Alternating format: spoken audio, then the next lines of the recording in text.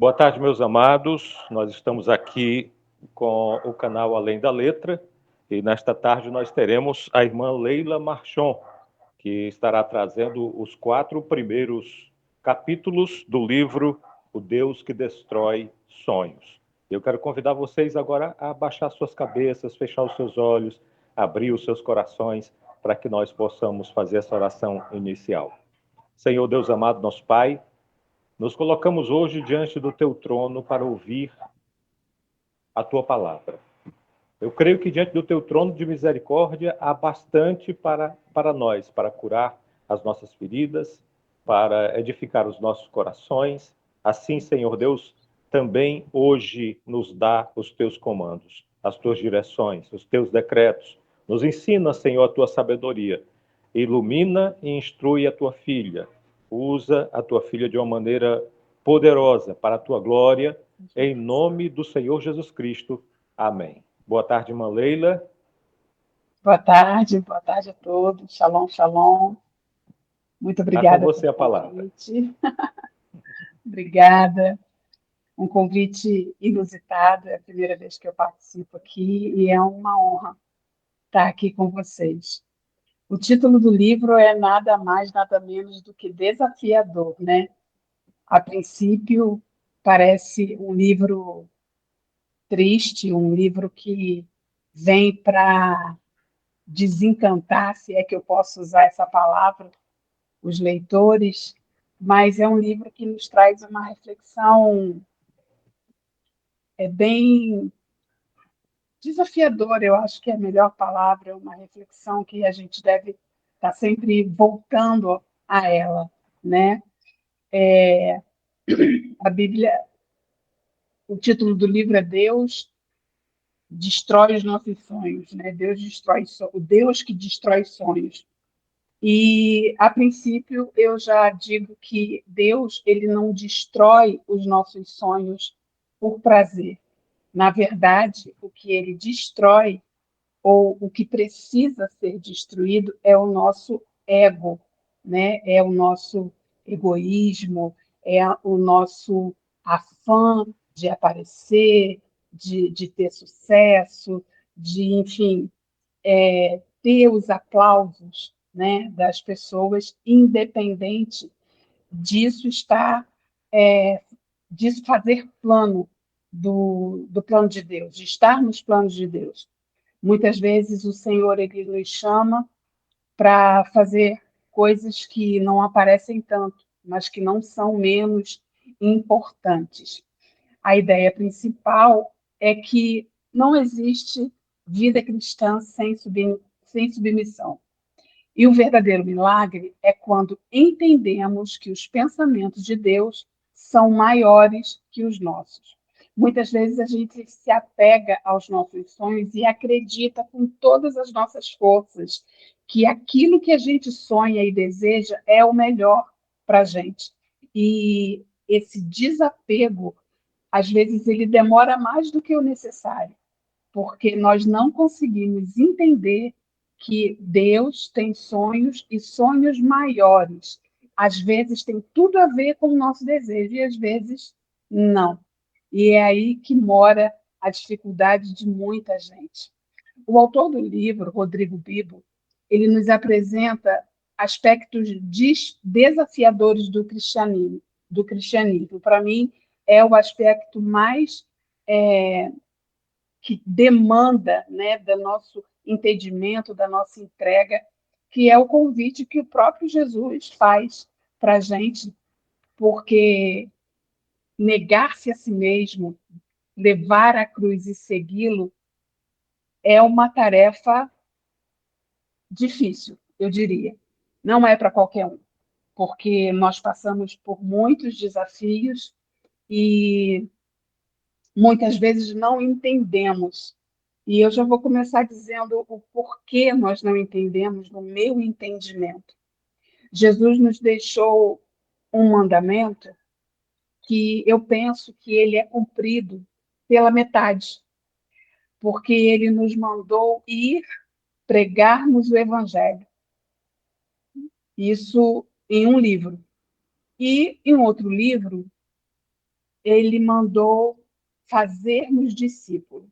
E muitas vezes o evangelho é pregado, mas não existe o discipulado, porque é o discipulado, é no discipulado que a gente entende as nuances, né, de tomar a nossa cruz, de deixarmos, negarmos a nós mesmos para poder entender e conhecer o, o propósito de Deus na nossa vida.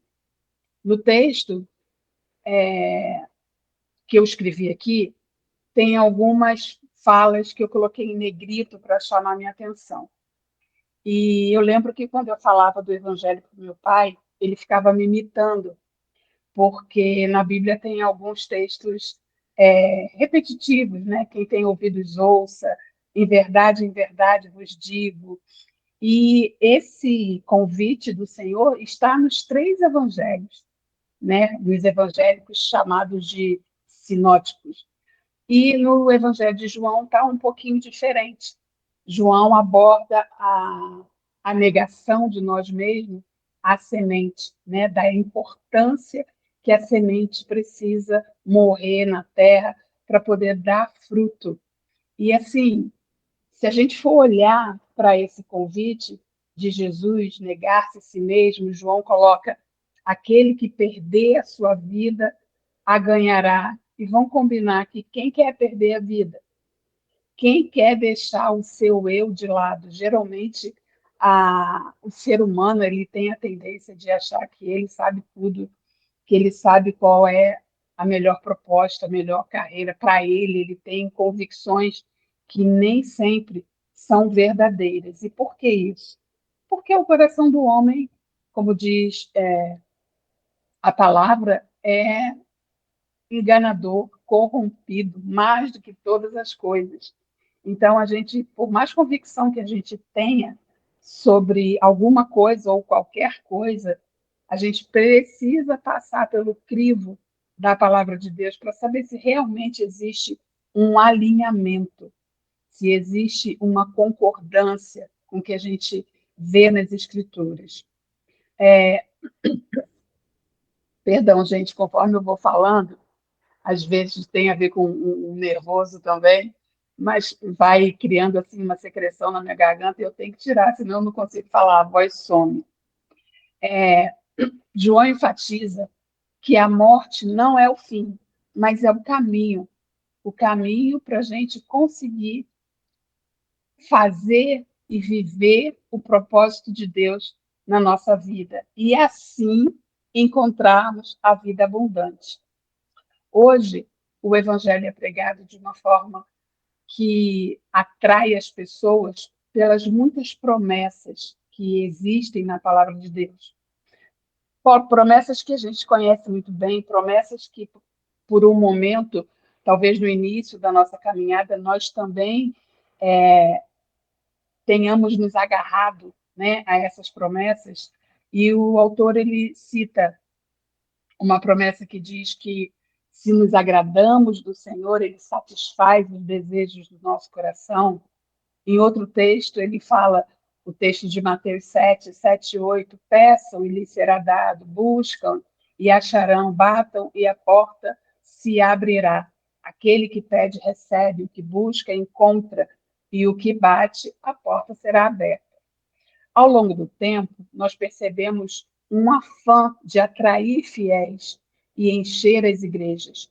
E eu penso que com essa ansiedade, talvez humana, o evangelho tenha sido reduzido ou suprimido e apresentado um Deus que existisse só para satisfazer as nossas vontades, resolver os nossos problemas, enfim, um Deus que estivesse mais interessado em mimar a gente do que, de fato, nos transformar à sua imagem e semelhança.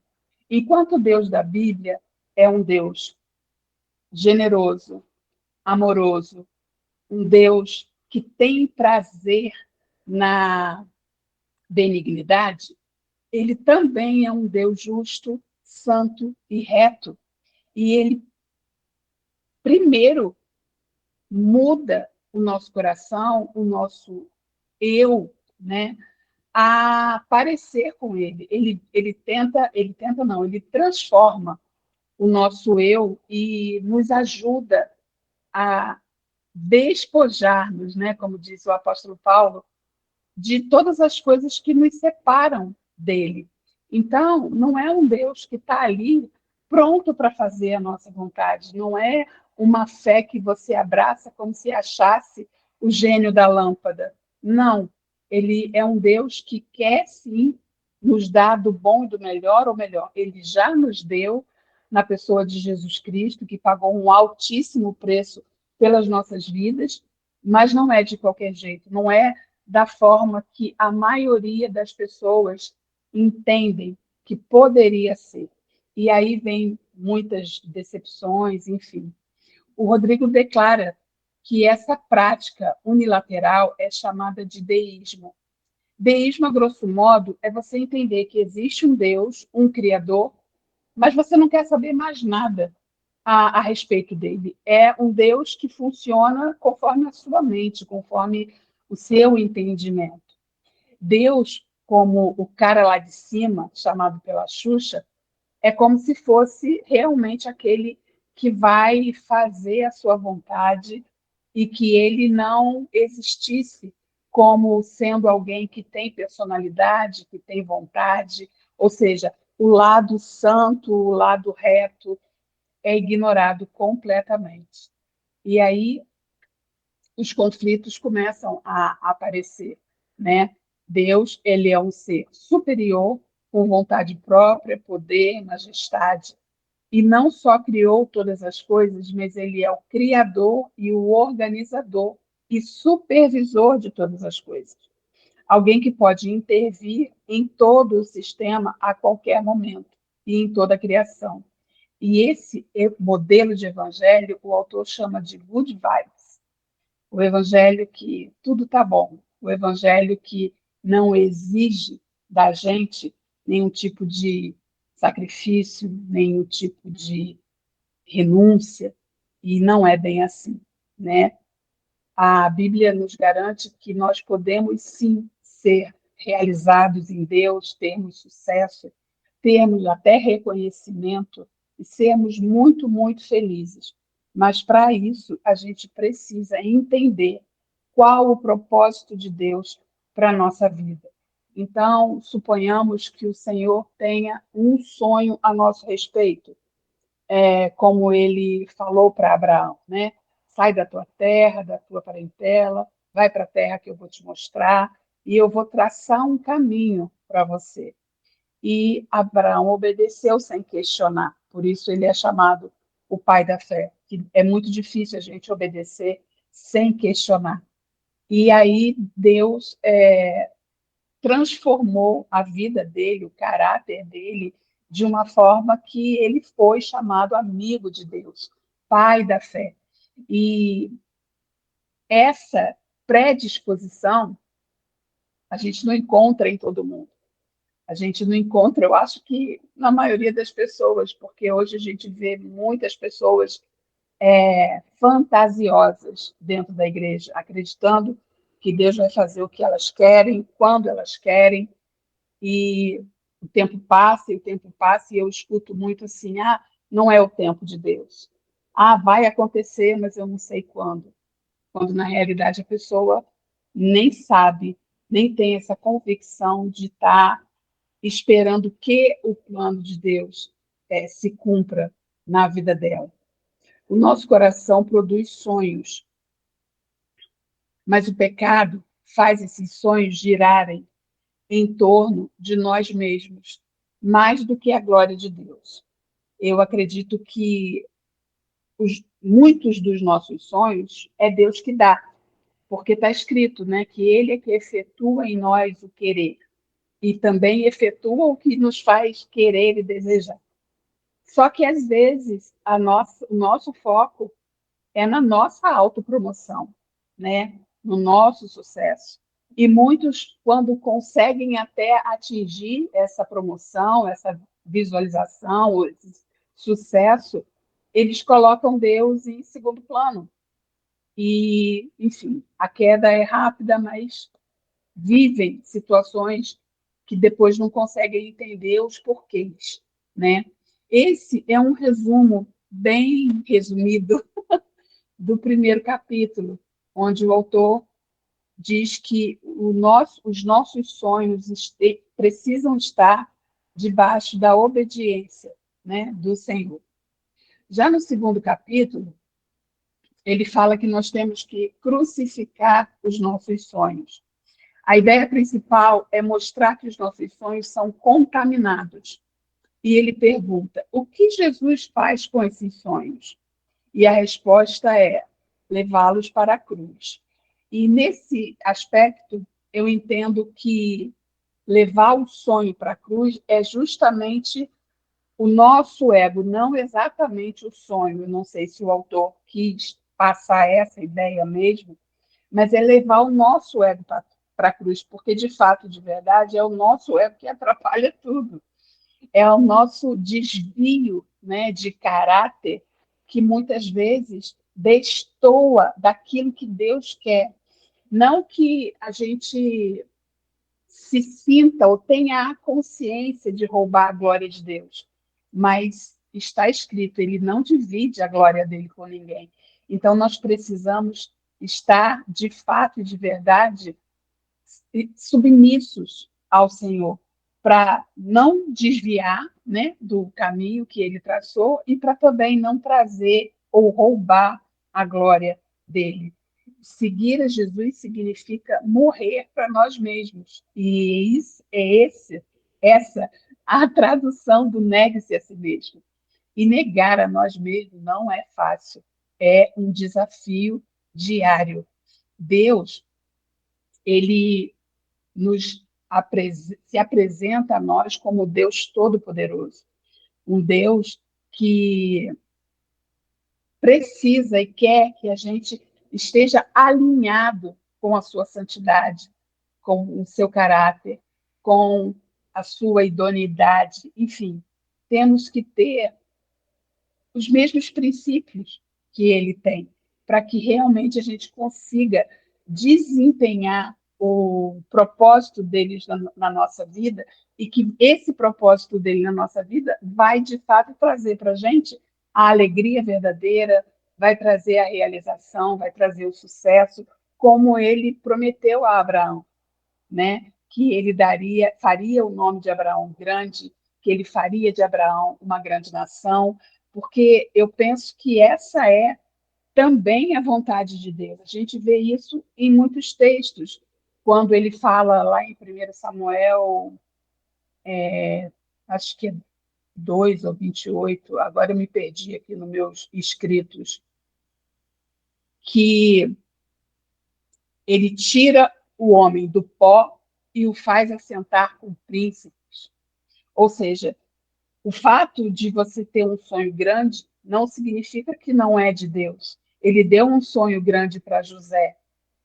José viu as estrelas se curvando a ele, os feixes de trigo se curvando a ele. E Jacó interpretou dizendo: você acha que o seu pai e a sua mãe, nós vamos nos curvar a você, assim como seus irmãos? E talvez José não tivesse a clareza completa do sonho, mas ele sabia que era um sonho de governo. E ele não abriu mão desse sonho porque era um sonho grande. Porque Deus é Deus de nos dar sonhos grandes. E a gente precisa o quê? Abrir mão do orgulho, do ego e da vontade de satisfazer essa sede, que eu acredito que seja intrínseca em todo homem, de aparecer, até às vezes mais do que o próprio Deus. Uma fala do Rodrigo que eu, assim, discordei, me dei o direito de discordar, é que ele fala assim que a ambição não é de Deus. E eu penso que, assim como existe a ambição egoísta, existe a ambição altruísta.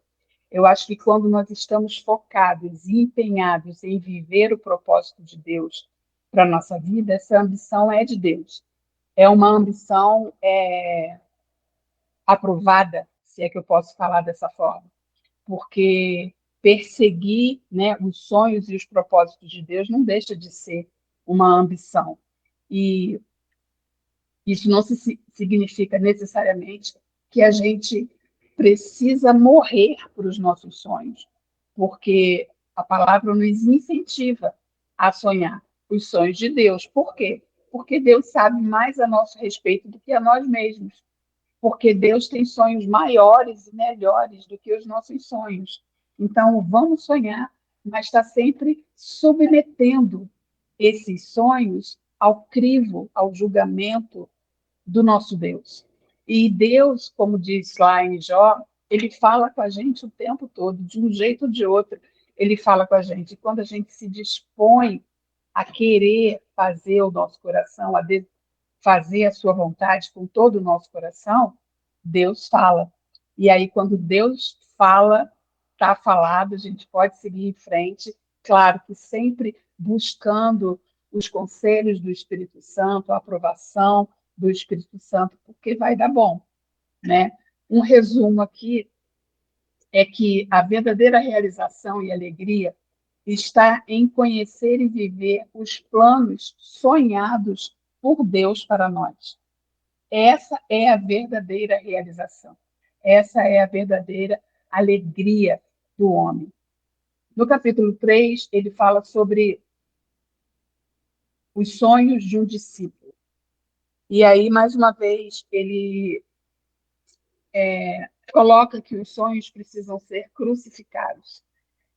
E isso, para mim, é muito relativo, né? Porque é o nosso Deus que nos incentiva até a sonhar alto. Lá em Deuteronômio 28 está escrito, perdão, que ele tem para nós que nós sejamos cabeça e não cauda. Que o desejo dele é fazer o nosso nome grande, sim. Então, eu usaria um outro termo, ao invés de crucificar o sonho, submeter o sonho à cruz, ao Senhor, entendeu? O discípulo, ele deve continuar sonhando, porque Deus também fala conosco através dos sonhos sonhados, quando a gente está dormindo, e dos sonhos projetos, né? Ele fala das duas formas. O autor explica que o verdadeiro discípulo aprende com Jesus e passa a desejar aquilo que Jesus deseja. Ele cita João 13. Nisto todos conhecerão que sois meus discípulos, se vos amardes uns aos outros. Ou seja, o amor, ele... Meu Deus, só um minuto, gente, deixa eu me achar aqui.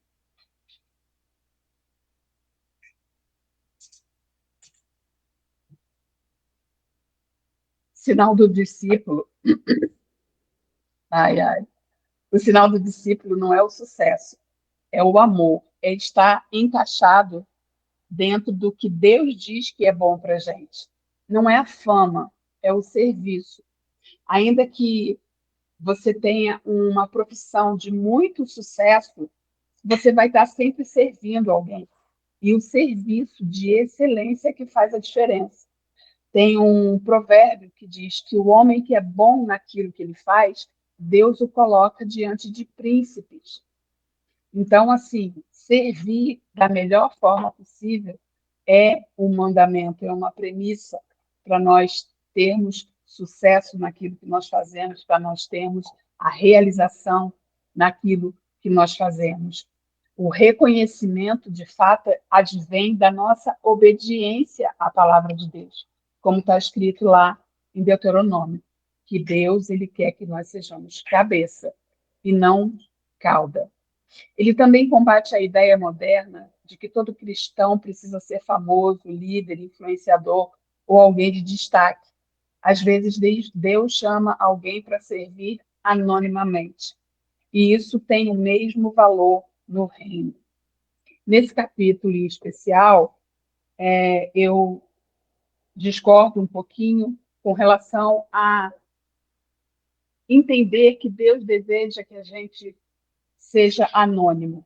E ser anônimo não é sinônimo de ser pequeno, porque eu entendi aqui que ele coloca dessa forma, como se você tivesse que se sentir muito bem, muito orgulhoso por ser o menor no reino. E eu não entendo dessa forma. Eu entendo que, ainda que o que a gente faça não seja algo de grande projeção, nós precisamos sim estarmos enquadrados no que a palavra diz, de sermos cabeça e não cauda. José, quando ele estava na prisão, ele administrava a prisão, né? Quando ele estava como escravo na casa de Potifar, ele trabalhou de forma tão excelente que Potifar entregou para ele toda a governança da casa. Então, eu não vejo que nós devamos nos conformar com certas coisas, como disse o apóstolo Paulo lá em Romanos. Não devemos nos conformar com esse mundo, mas transformar a nossa mente. Muitos têm um entendimento, ou fazem uma confusão, ou aprenderam de forma equivocada que ser humilde, por exemplo, é a mesma coisa que você aceitar tudo, de que você aceitar ter menos, de que você ser menos, e não é isso que a Bíblia diz. A Bíblia nos ensina e nos aconselha em todo tempo a buscarmos o melhor de Deus.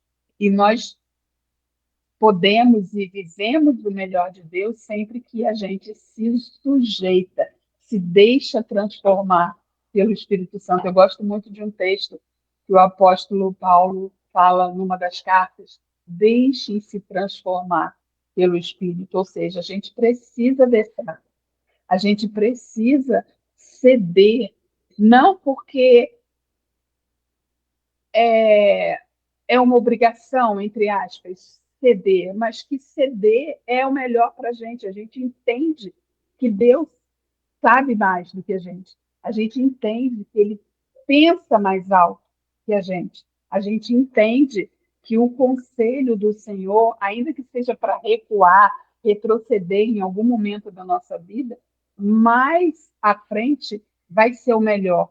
Então, obedecer sem entender é uma chave, assim como Abraão, que mesmo sem entender para onde ele ia, exatamente como que ia ser a jornada, ele simplesmente obedeceu.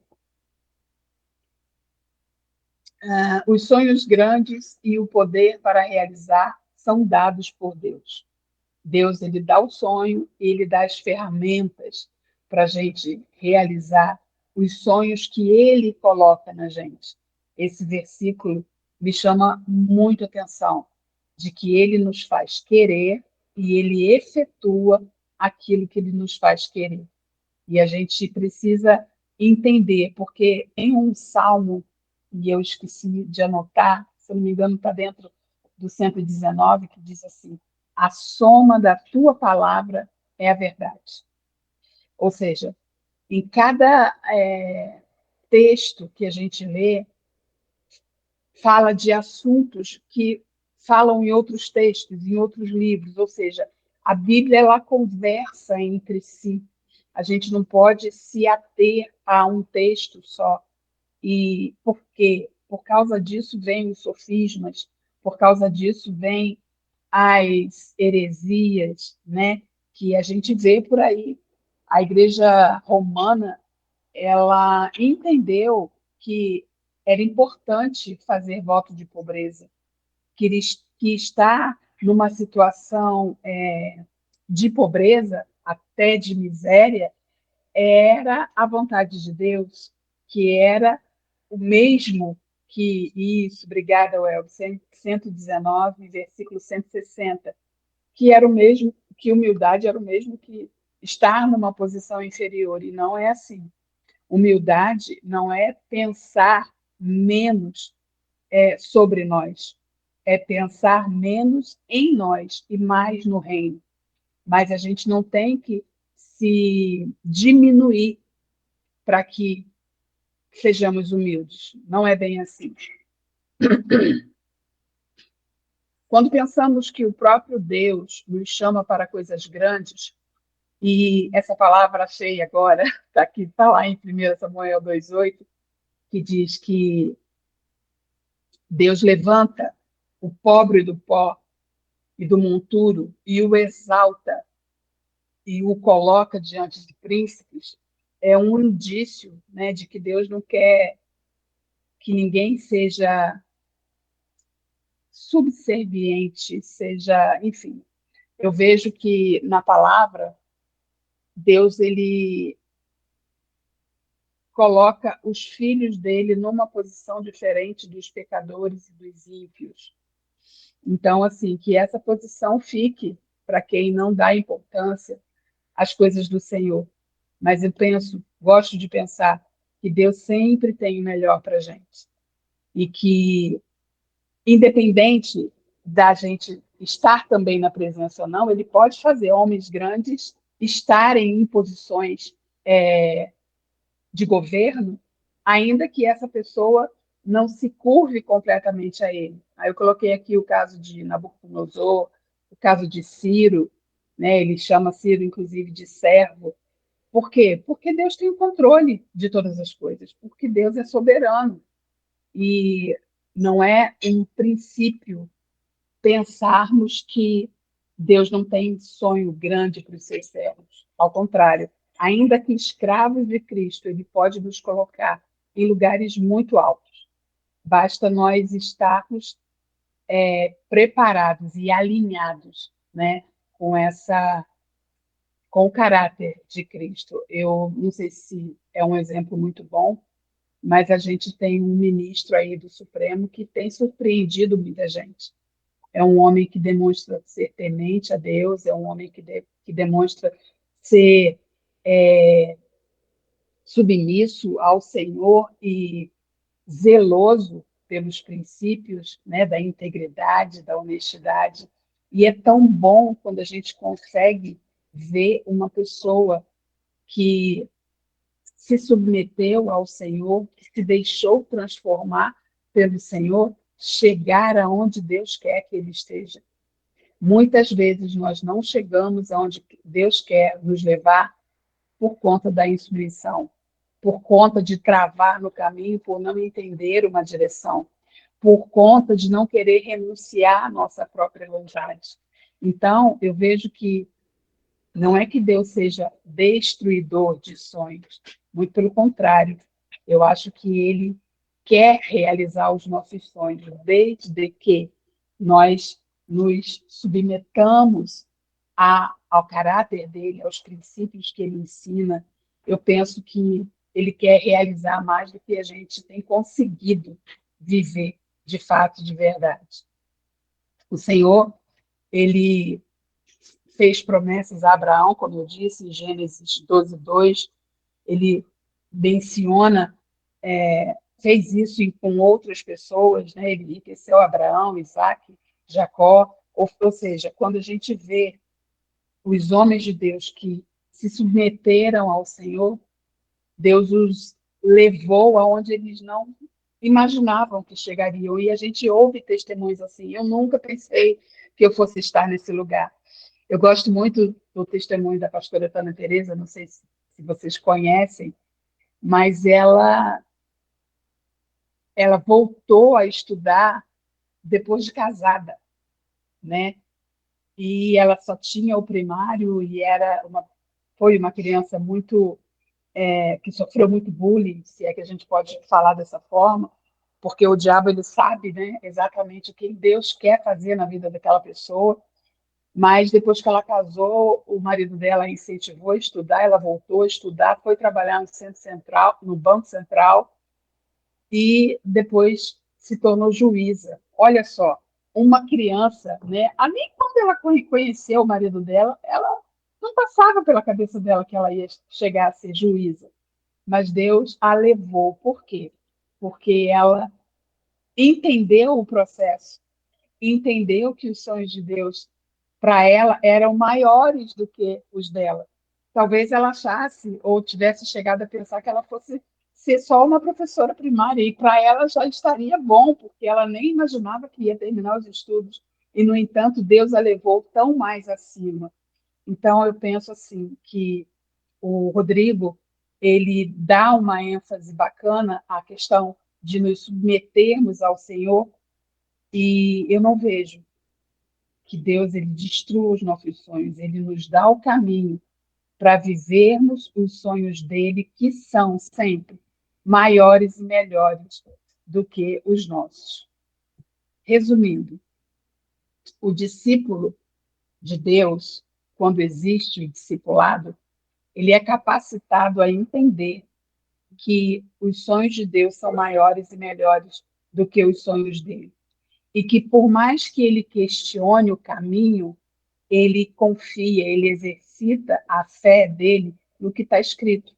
Embora a mente dele não entenda, embora a, a vista, né, o que ele vê, não seja o que ele quer, como no caso de José, né, que foi parar na prisão, ele não abre mão da fé, ele não abre mão de prestar atenção no que Deus disse.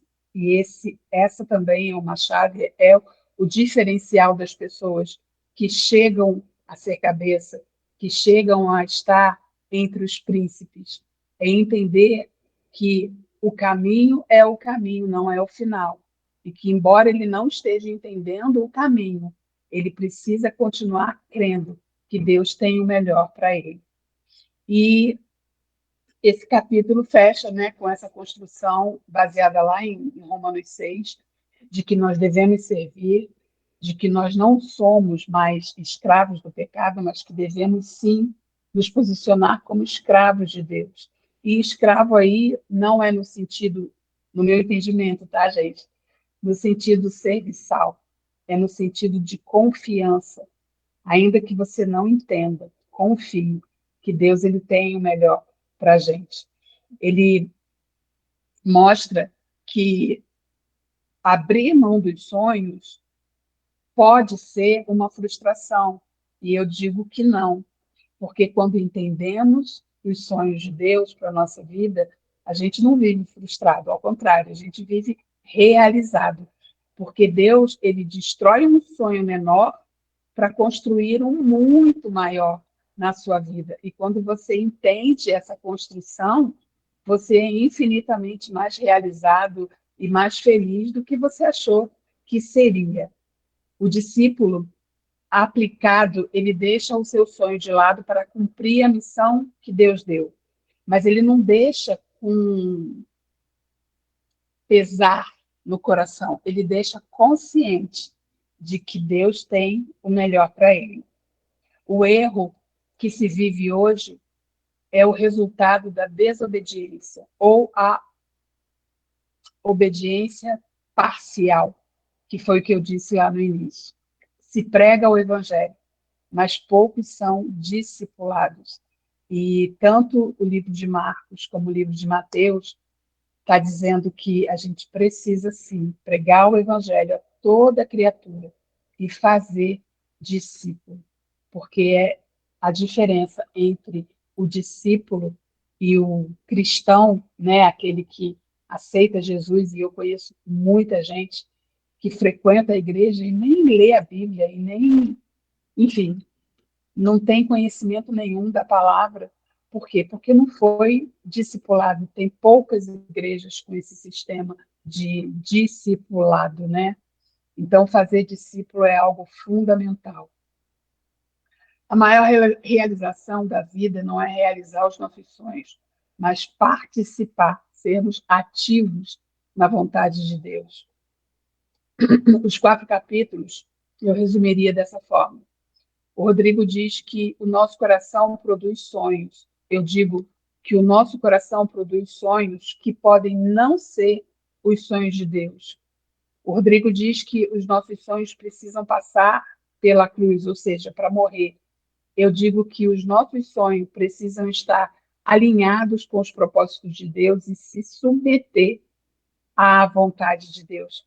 A Escritura não diz que Deus ele destrói os sonhos, ele alinha os nossos sonhos, as nossas expectativas com as expectativas dele.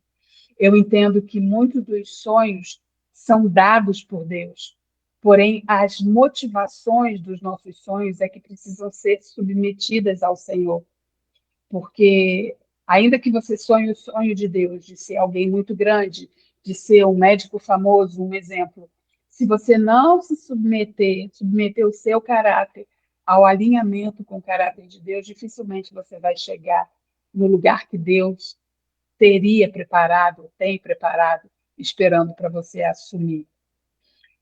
Depois da cruz, a morte do ego, aprendo que cumprir os sonhos de Deus me trarão mais alegrias e mais realizações do que se eu vivesse nos meus passos, no meu entendimento, que geralmente é pequenininho. No capítulo 4, o Rodrigo diz que nós deixamos de viver os nossos sonhos para viver a vontade de Deus. E eu entendo que nós fomos criados para viver os sonhos de Deus. E os nossos sonhos faz parte de um eu corrompido muitas vezes. Mas os sonhos que Deus nos faz sonhar são os sonhos que precisam ser vividos e vivenciados por nós de uma forma plena, de uma forma extravagante. E, resumindo aqui os 4 capítulos, eu diria algo assim. O Rodrigo desconstrói a ideia de que Deus existe para realizar os nossos projetos. Verdade. Primeiro, ele mostra que o nosso coração fabrica sonhos naturalmente, mas que esses sonhos foram corrompidos pelo pecado e costumam, em muitas situações, colocar o ser humano no centro. E esse lugar não é nosso, é de Deus. Depois ele afirma que seguir Jesus significa levar para ele todos os sonhos à cruz, permitindo que Deus transforme esses nossos desejos. Em seguida, explica que o discípulo continua sonhando, mas que agora os seus sonhos são moldados pelo caráter e pela missão de Cristo, e não pela busca incessante de reconhecimento ou sucesso.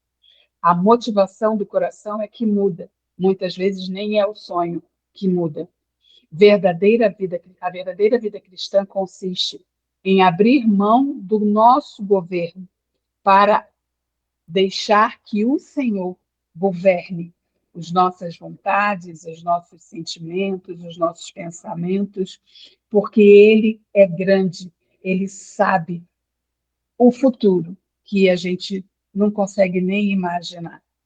Que os nossos sonhos sejam sempre subordinados e sujeitos ao Senhor, entendendo que Ele tem o melhor para cada um de nós. Gente, isso foi o que eu consegui apurar aqui do sonho, e que a gente não esqueça, né, de que Deus tem sonhos grandes para a gente. E muitas vezes os sonhos grandes de Deus estão embutidos nos nossos sonhos naturais, mas que para vivê-los nós precisamos submeter o nosso ego à cruz. Muitas vezes não é o sonho. Amém? Obrigada, Wellington.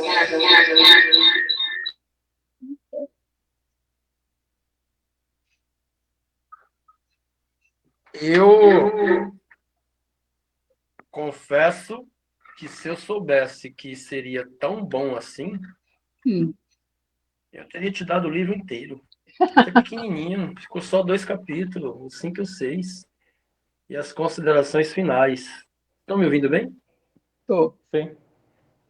E o título do livro me chama a atenção porque é uma afronta, né? Você dizer que Deus destrói os sonhos é afronta. Ele foi assim, afrontoso. É exatamente para provocar essa discussão. E a irmã foi assim, cirúrgica, né? Aqui nesse grupo só entra gente com bisturi na mão, né, Lorinha? Só entra gente com bisturi na mão. Foi maravilhoso, porque Obrigada. o Louvado Deus que seja destrói Deus. sonhos, na verdade, poderia ter o título Deus que destrói egos. Sim, Né? seria mais O Deus apropriado. que destrói egos. O Deus que destrói o orgulho, né? o nosso orgulho. E maravilha, sua visão foi perfeita. Microfone aberto para quem desejar. Mas, ô Elber, eu entendi também que quando ele fala sobre Deus que destrói sonhos, são esses sonhos que vêm deturpados exatamente pelo ego, né? Porque ele fala assim, pense por um momento, quantas situações agimos inflamados pelo ego, né? Então, o ego é o quê? É o falso eu. Então, ele deturpa nossos sonhos. E os sonhos que Deus destrói, eu entendo que é exatamente esse que é inflamado pelo ego, aonde você busca crescer, se desenvolver, realizar, porque tem esse tipo de pessoa. Existe esse tipo de pessoa. Então, que faz para aparecer, que faz pelo aplauso, para ser visto, né? Então, assim, Deus realmente ele tem sonhos grandes para as nossas vidas. E você trouxe muito bem a questão do alinhamento. Nossos sonhos, eles precisam estar alinhados com os sonhos de Deus, com a vontade, com o princípio, né? E ele fala até que no Pai Nosso, quando no Pai Nosso, assim, não seja feita a minha vontade, mas a tua vontade, né? Então, outra parte que eu vi assim, ó, quando eu entrego a minha vida ao senhorio de Cristo, eu descubro o amor e uma missão. Então, muitas pessoas, como a pastora falou, há muitas igrejas, muitos que não têm o discipulado, o ensino. Então, as pessoas, elas ainda nem descobriram que existe, talvez, né, o verdadeiro eu. Porque Deus criou Adão e Eva com um eu, o verdadeiro eu. Só que com a queda, a falta do... quebrou o desfrute lá no jardim, entrou o quê? O falso eu. Então, eu me lembrei aí, quando a pastora estava falando, de algo que o homem desejou grandioso e chegou a construir a Torre de Babel, e Deus fez o quê? Destruiu aquele projeto. Por quê? Porque era um projeto maligno, era um projeto baseado no ego, entende? Então, mas cada pessoa tem né, quando a gente lê, a gente vai ligando. A pastora trouxe muito bem na visão dela, né, o que ela pensou, o que ela imaginou, né, como que ela recebeu. Então, eu vejo também aqui essa questão, os sonhos que realmente eles, que eu entendo, né, quando eles não estão alinhados, é um sonho que é baseado, inflamado pelo ego, e a gente sabe que existem essas pessoas, que inclusive usa até o evangelho, usa a palavra, né? A gente conhece muitas pessoas que realizam, fazem grandes coisas usando a palavra, usando ali o ego. Deus, ele permite, que até, né, Deus ele permite, ele deixa. Não quer dizer que vai prosperar para sempre, não quer dizer que não vai ter queda, não quer dizer que não vai ser destruído, entende?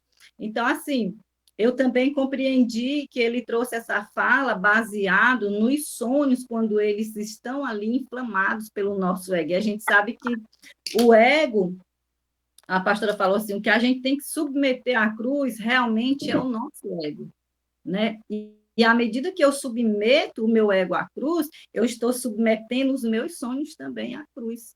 Esses sonhos que muitas vezes eu tenho, né, ou pessoas têm ali para realizar, mas para ser vistas. E você conhece uma pessoa que sonha muito assim, eu, fulano de tal, eu faço isso, eu estou ali, o ego todo o tempo na frente.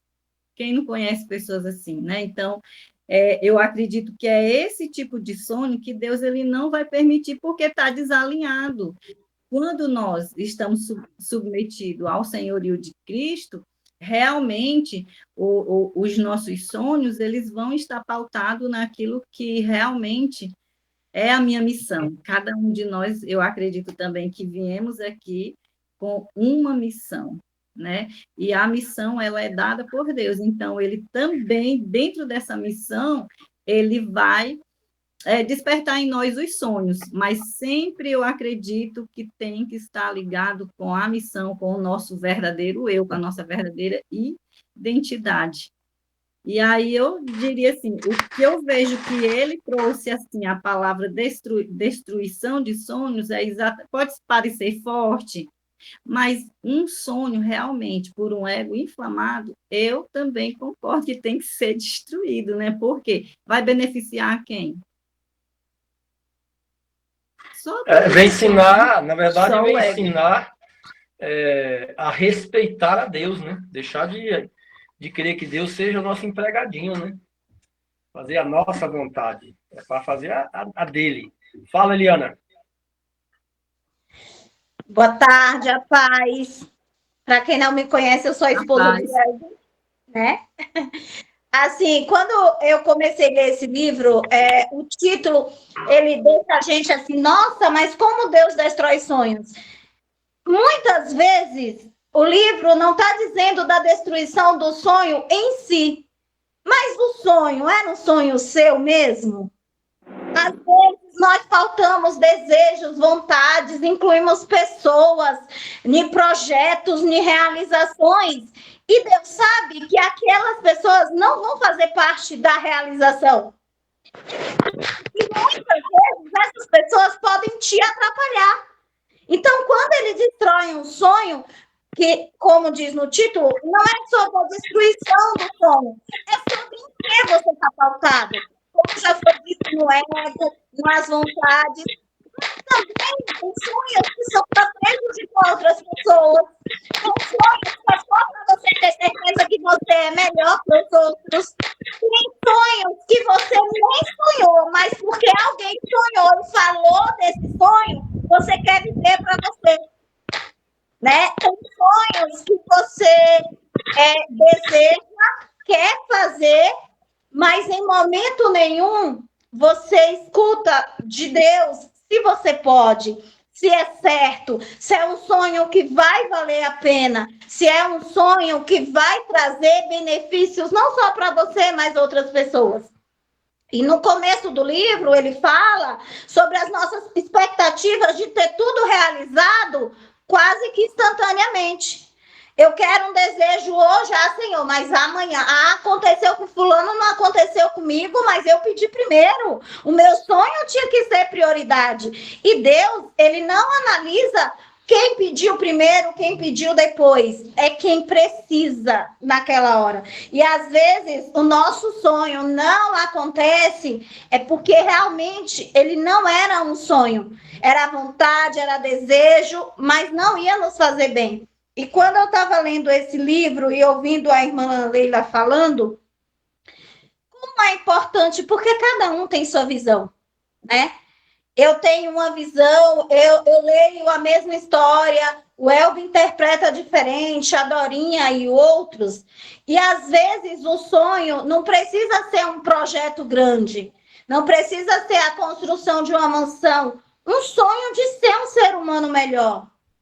Né? Só que eu quero mais do meu jeito, eu não quero do jeito que precisa ser. Porque ser cristão, orar, dá trabalho. Você lê a Bíblia, você fazer seu devocional, você ouvir um louvor, aí você está ouvindo um louvor, o louvor só refere a você, a seus sentimentos, ao que você está passando, e você identificar que esse não é um louvor que agrada a Deus.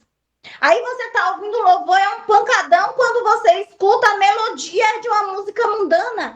Esse louvor não é que agrada a Deus, então é difícil. É difícil a gente ter disposição todos os dias para orar.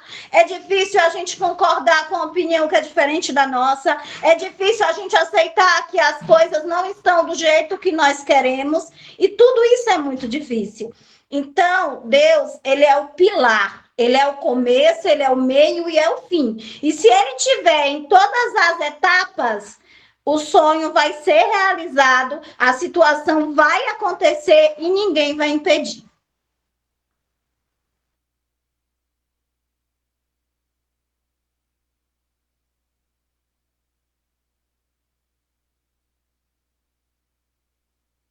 Elane parou aí, ou Elane não, Eliana, encerrou? Porque para mim parou. Sim, parou, parou. Deu uma falhada na internet aqui com tudo já. A Karen abriu, queria falar? A Karen fez foi sair, não foi, Eu Welber? acho que ela saiu. Acho que o Jorge está com a mão levantada. Gostaria de falar, Jorge? Abre o microfone, Jorge. Não, eu só dei parabéns aí à irmã Liana aí. Ah, tá certo. Tá certo. A paz com todos, uma boa tarde. Muito Amém. feliz por estar A aqui. paz. Amém. Não tendo alguém mais para falar, eu gostaria, já que eu estou com o microfone aberto, deixa eu aproveitar a oportunidade. Irmã Leila, você é pastora? Por favor, abra o seu microfone, eu gostaria de lhe ouvir. Não, irmão. Não, né?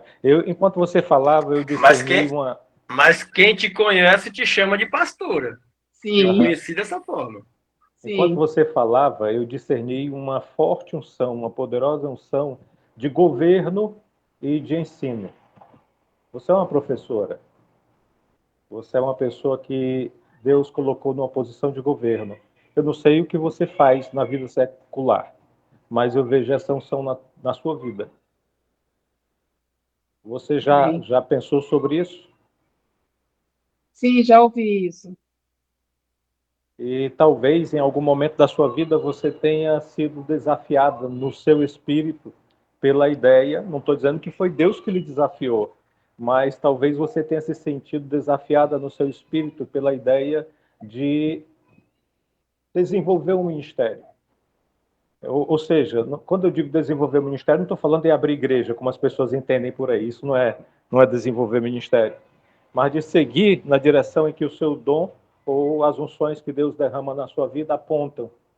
E eu tenho a impressão que você já está fazendo isso no seu trabalho. Não sei, não tenho conhecimento sobre você, mas eu vejo que esse tipo de unção, nesse nível, só se desenvolve e se apresenta através da prática. Então, você já deve estar praticando isso.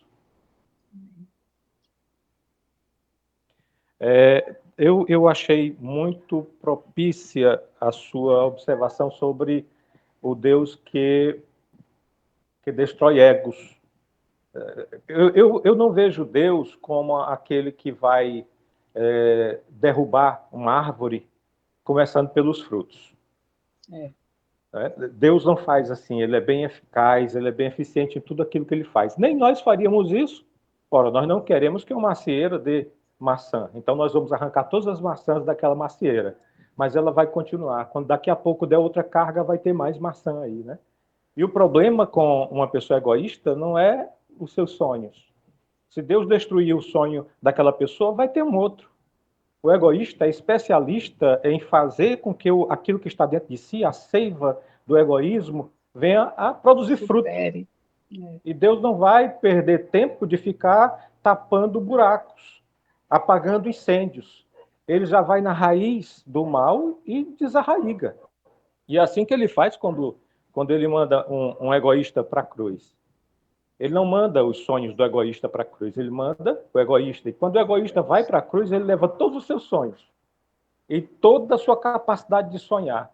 E aí, quando aquele egoísta morre, é crucificado, ele nasce com a capacidade de sonhar renovada. E se eu disser para uma pessoa que é nova nascida, se eu disser para um novo convertido que ele não deve sonhar, mas ele deve esperar que Deus vai dizer para ele o que é que ele deve sonhar, a gente vai ter uma pessoa que tem uma capacidade enorme de frutificar, mas não vai frutificar enquanto um anjo não aparecer para ele dizendo o que é que ele deve fazer. A gente vai ver uma pessoa inativa. E há um grande risco nesse sentido. Hoje, infelizmente, a igreja está cheia de pessoas que têm vontade de fazer, mas não faz porque está precisando de uma revelação de Deus. Muitas vezes a pessoa sabe que tem alguém ali que precisa ser evangelizado, precisa conhecer a palavra, precisa se converter. Aí ele vai e se pergunta, será que é da vontade de Deus que eu vá agora? Ele sabe que é da vontade de Deus, mas ele não sabe se é da vontade de Deus que vá agora. Aí, de repente, ele sente, não, eu devo ir agora, mas será que é da vontade de Deus que eu fale isso? Enquanto ele ficar pensando se é ou não um propósito, um projeto de Deus, aquela pessoa vai morrer e vai para o inferno. Ele perdeu a oportunidade de compartilhar. A gente vê Paulo, ele é um cara que anda de acordo com a vontade de Deus, mas ele não é indeciso, ele não é reticente. E interessante que ele não esperava uma declaração bem clara, bem definida de que ele deveria ir numa direção. Ele entendia que ele estava ali para pregar a palavra e ele ia. Aí houve um determinado momento em que ele estava indo para o lugar que Deus não queria que ele fosse, mas ele estava indo. Ele não esperou que Deus dissesse não, ele foi. E aí, em determinado momento, Deus faz ele sonhar. A Bíblia diz que ele, defrontando a Mísia, partiu para a Bitínia, mas ele foi interrompido, ele foi impedido. Mas veja, ele estava em ação, ele estava caminhando, ele não estava reticente, ele não estava esperando que Deus revelasse o sonho, ele estava sonhando. Mas, de repente, ele estava sonhando uma coisa que não era da vontade de Deus. Então, Deus deu a ele um sonho. E nesse sonho, um varão macedônio dizia, passa para cá. Aí ele entendeu que ele deveria ir noutra direção e mudou a direção. Nesse sentido aí, é muito importante que a gente veja que Paulo compreendeu que ele deveria ter as suas ambições, ele deveria ter as suas direções. Por quê? Porque ele era movido pelo Espírito Santo. E a gente vê Paulo dizendo o seguinte, falo como homem, e eu penso que eu também tenho o Espírito de Deus. Olha que coisa tremenda! Nós nos convertemos, mas não deixamos de ser homens, não deixamos de ser humanos. E o humano sonha. O sonho é uma capacidade do ser humano. Sim. E quando nós nos convertemos, esse sonho ele não se torna perfeito. Esse sonhar não se torna perfeito porque a nossa mente está sendo santificada, está sendo aperfeiçoada. E se Deus matar essa capacidade de sonhar, quando é que nós vamos ser plenamente santificados? Não é? Deus então, é aquele que nos faz sonhar. Exato. A Bíblia diz que ele é poderoso para fazer infinitamente mais do que tudo aquilo que nós pensamos. Então, será que a gente só pensa acordado? Se a gente também pensa dormindo, a gente pensa de qualquer forma. Nós sonhamos dormindo e sonhamos acordados. Então, ele é poderoso para fazer infinitamente mais por meio do seu poder que em nós opera. Às vezes nós estamos sonhando e pensamos que o sonho é nosso, mas o sonho é compartilhado. Eu acho que a gente tem que ficar despreocupado com essa questão. Se a gente pensar em seguir os sonhos de Deus, e esses sonhos não forem nossos, isso não vai adiantar de nada. Se a gente for buscar os nossos próprios sonhos, e esses sonhos não forem de Deus, também não vai adiantar de nada. Os sonhos têm que ser compartilhados. Então, Deus não mata a minha capacidade de sonhar. Ele me faz coparticipante dos seus sonhos. Aí eu estou me delongando um pouquinho, mas enquanto você falava, isso trouxe assim uma efervescência no meu espírito, e eu me lembrei uma coisa que Charles Finney, o maior avivalista depois do apóstolo Paulo, disse. Ele, no seu livro A Teologia Sistemática, volume 2, ele fala o seguinte, eu vou falar aqui nas minhas palavras. O importante não é só fazer o que Deus manda, mas fazer o que Deus manda pela razão certa. A maior parte das pessoas faz o que Deus manda porque é certo. Os fariseus faziam o que Deus mandava na lei porque era certo. Eles estavam com a motivação errada. Muitos de nós fazemos porque, às vezes, aquilo que a gente pensa que é certo vai matar alguém. Não é na ânsia de fazermos o que é certo, às vezes deixamos o amor de lado, não amamos, né? Aí, outras pessoas buscam fazer a vontade de Deus porque é adequado. Se eu fizer isso aqui, a vida vai melhorar para todo mundo, então é o mais adequado. Mas nem sempre é aquilo que a pessoa quer fazer. Ela faz porque é adequado, mas não é o que ela, de fato, gostaria de fazer. Outras vezes a gente faz porque a gente quer receber de volta. Aí a gente dá uma oferta porque a gente, eu vou colher, então vou plantar semente, é egoísmo, né? Aí, de repente, surge uma outra motivação. Eu vou fazer por quê? Porque eu sei que é da vontade de Deus. É um engano fazer algo porque é a vontade de Deus. É engano. É engano por quê? Pode até parecer heresia, mas calma, que eu vou explicar. Fazer algo porque é a vontade de Deus. Aí eu te pergunto, e é a sua vontade também? Não, mas é a vontade de Deus? Espera aí. Se você não fizer de todo o seu coração, vai continuar sendo só a vontade de Deus, mas não é a sua vontade. Então, é muito importante aquele momento em que você leva o próprio ser para a cruz e você morre. E quando você morre ali, então você passa a querer a vontade de Deus porque você quer a vontade de Deus. Quando você ama alguém, você se alinha com aquela pessoa, você se casa com aquela pessoa. Então, vocês dois vão caminhar juntos. Então, quando você morre, ali você quer a vontade de Deus porque é também a sua vontade. Então, você sonha, e você sonha os sonhos de Deus. É muito tremendo isso aí. É por aí isso que eu só faz prefiro por amor. dizer que Deus nos dá sonhos. Ah, Eu creio que a maioria dos nossos sonhos são dados por Deus. uhum, Só que, pelo coração corrompido, muitas vezes deixamos o nosso ego assumir o governo daquilo dali. verdade. Todo pecado E vem do egoísmo. vamos pegar um atalho, ou seja, sair daqui do propósito de Deus. Perdemos o propósito, não temos o cuidado de buscar o propósito, de submeter aquele sonho à cruz. Por isso que eu prefiro a expressão submeter o sonho à cruz do que levar o sonho para a cruz. Porque necessariamente não tem que sacrificar o sonho. Não, não. Ele precisa estar debaixo do governo do Senhor para que as coisas aconteçam, né? E a gente precisa, a todo custo, evitar os extremos. Isso. Às vezes a gente ouve pessoas dizer assim, eu preciso negar, aliás, eu preciso sacrificar o ego. E o que é fazer morrer o ego? Fazer morrer o ego é quando você nega-se a si mesmo. O ego é egoísmo, não tem outra coisa. Se você quiser saber o que é o ego é egoísmo, é você se colocar no centro, no trono que deveria ser de Deus. Então, quando é que você mata o ego? É quando você abre mão do seu egoísmo e vive não para o seu próprio proveito, mas você vive para a honra de Deus, para o bem do seu próximo. E será que de um coração benevolente pode vir alguma coisa ruim? Bom, é isso aí.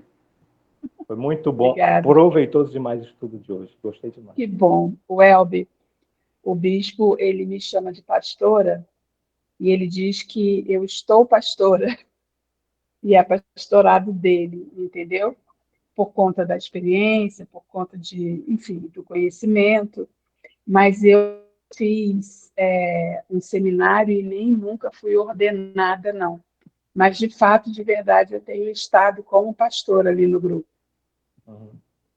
Ele tem me dado essa... Eu estou com microfonia, por isso que eu estou evitando falar muito. Entendi. O Cris está de mão levantada. Fala, Cris. Boa tarde a todos, graça e paz. Todos conseguem me ouvir bem? Sim. Amém. Eu quero fazer uma breve reflexão interessante o que a Leila trouxe acerca do livro, né? Uma síntese muito bem elaborada, mas a gente pode se aprofundar da maneira que chegamos em relação ao Deus que destrói sonhos, mas se a gente parar para analisar a capa do livro, ele já faz alusão a um sorvete que caiu no chão, ou seja, a mensagem da capa nos leva a pensar que o leitor é uma criança que estava na expectativa de ter aquele sorvete, né? Toda criança vai a uma sorveteria na expectativa de ter aquele sorvete, e quando cai no chão, a culpa foi de qualquer circunstância, menos o descuido de quem está com o sorvete na mão. E trazendo isso para o cotidiano adulto, é justamente essa reflexão que eu enxergo. Quando a minha oração ela não é atendida, quando o meu casamento não é restaurado, quando não ocorre a cura de um familiar, quando não obtenho o emprego que eu almejo, né? Porque analisando com base neste olhar, é muito fácil agradecer pelas perguntas respondidas e bênçãos recebidas, mas como agradecer pela esperança que falhou? E como agradecer pelas coisas que não foram da forma que eu queria que fossem, né? Então, para o meu ego, ele está destruindo sonhos que me permitiu sonhar, porque é racional eu pensar dessa maneira. Porém, é espiritual acreditar que tudo coopera para o bem conforme diz aos Romanos. E Paulo não disse apenas algumas coisas, tais coisas, ou algumas coisas exceto outras. Ele disse exatamente tudo. Ele abordou tudo. Então, quando o meu sonho não é alcançado, eu já penso em um Deus tirano, né? Eu já vejo um Deus que permitiu que o meu sorvete caísse quando ele poderia ter me dado coordenação motora para que não viesse cair. Então, eu não assumo essa culpa, eu terceirizo isso, né, como um ser humano racional falho que sou, quando, na verdade, ele permitiu que caísse para que eu pudesse aprender a ter uma coordenação melhor e não falhasse na segunda vez. É nesse ponto que eu ressalto a falta e a necessidade do discipulado. Porque quando a gente chega nesses momentos de frustração, que a gente não entende, quando nós temos um tutor, como diz o apóstolo, para nos explicar aquilo dali, faz toda a diferença. Nada no mundo espiritual é por acaso. Tudo tem um porquê, tudo tem uma justificativa. Mas por a gente não conhecer o todo, a gente se frustra e bota a culpa em alguém. Welber, deixa eu te dar uma sugestão. Antes de você abrir o microfone, zera o teu alto-falante aí nos 3 pontinhos, eu acho. No Meet é 3 pontinhos. Porque ele deve estar realimentando dentro do celular. Eu zerei. Eu tenho o microfone escondido, eu não sei aonde, eu não consigo desabilitar. Mas agora E ficou também bom, não consigo habilitar ele dentro do programa para gravar. Por isso que eu liguei o celular. A conversa está muito boa, mas a gente já está com 1h12. Eu não sabia que eu iria ser surpreendido desta maneira. Eu só tenho a Rapaz, passou agradecer. muito rápido. E eu diria ao Christian que orasse. Faz oração aí, Christian, para a gente fechar. Amém. Oremos. Maravilhoso Deus, soberano e eterno Pai, nós somos gratos a Ti, Senhor, por nos permitir estarmos reunidos primeiramente na Tua presença, trazendo aqui, Senhor, a base da Tua palavra, o entendimento ao qual o Senhor nos concedeu nessa tarde. Muito obrigado pela vida de cada um que aqui se faz presente, muito obrigado pela Tua misericórdia, pela graça, pelo conhecimento, obrigado, Senhor, pelo alimento que o Senhor nos trouxe mais uma vez, por uma semana que está se iniciando, Pai, e pela oportunidade, Senhor, de podermos ter a boa parte, assim como Maria. Te agradecemos por tudo que Tu és em nossas vidas e dependemos de Ti, Senhor, nos declaramos como filhos dependentes de Ti a todo momento. Te pedimos, fique conosco e que o centro, Senhor, de cada reunião venha a ser apenas o Teu nome, que possamos estar aqui para exaltar, engrandecer e Te adorar na beleza da Tua santidade por tudo que Tu és. Em tudo, Pai, Te damos graças e Te agradecemos por mais uma oportunidade. Amém. Amém.